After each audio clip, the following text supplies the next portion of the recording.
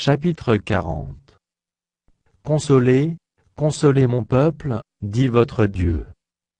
Parlez au cœur de Jérusalem, et criez-lui que sa servitude est finie, que son iniquité est expiée, qu'elle a reçu de la main de l'Éternel au double de tous ses péchés. Une voix crie: préparez au désert le chemin de l'Éternel, aplanissez dans les lieux arides une route pour notre Dieu.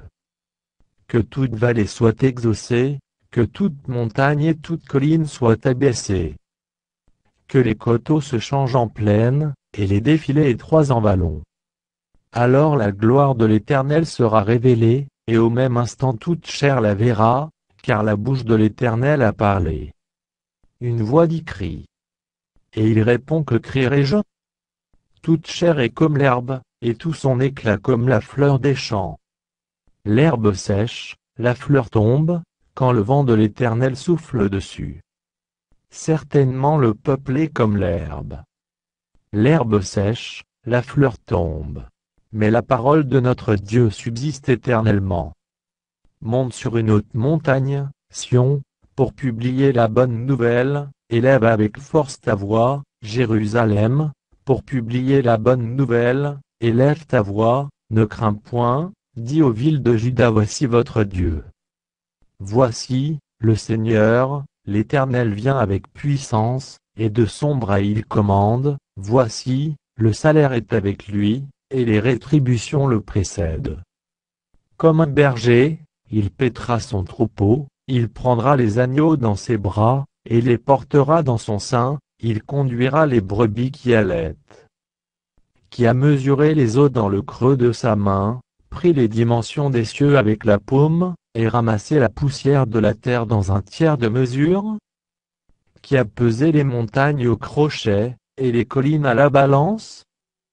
Qui a sondé l'esprit de l'Éternel, et qui l'a éclairé de ses conseils? Avec qui a-t-il délibéré pour en recevoir de l'instruction? Qui lui a appris le sentier de la justice? Qui lui a enseigné la sagesse, et fait connaître le chemin de l'intelligence? Voici, les nations sont comme une goutte d'un seau, elles sont comme de la poussière sur une balance, voici, les îles sont comme une fine poussière qui s'envole. Le Liban ne suffit pas pour le feu, et ses animaux ne suffisent pas pour l'holocauste. Toutes les nations sont devant lui comme un rien, elles ne sont pour lui que néant et vanité. À qui voulez-vous comparer Dieu? Et quelle image ferez-vous son égal?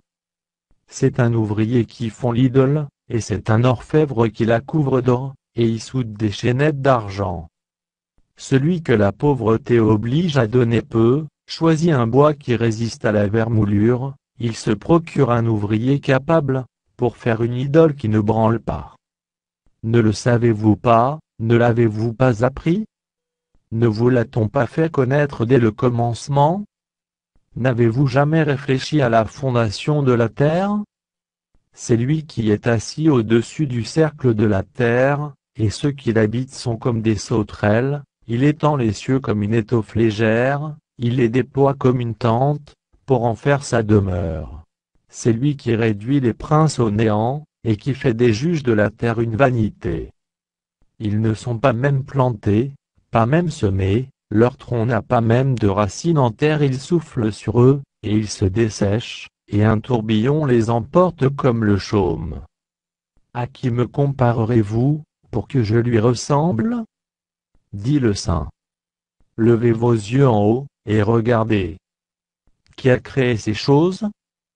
Qui fait marcher en ordre leur armée? Il les appelle toutes par leur nom, par son grand pouvoir et par sa force puissante, il n'en est pas une qui fasse défaut. Pourquoi dis-tu, Jacob?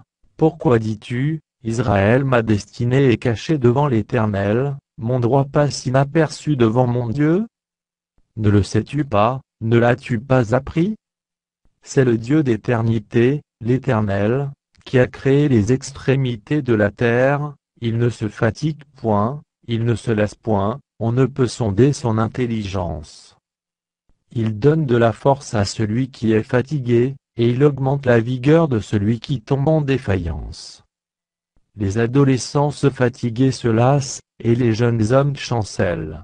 mais ceux qui se confient en l'Éternel renouvellent leur force. Ils prennent le vol comme les aigles, ils courent, et ne se lassent point, ils marchent, et ne se fatiguent point.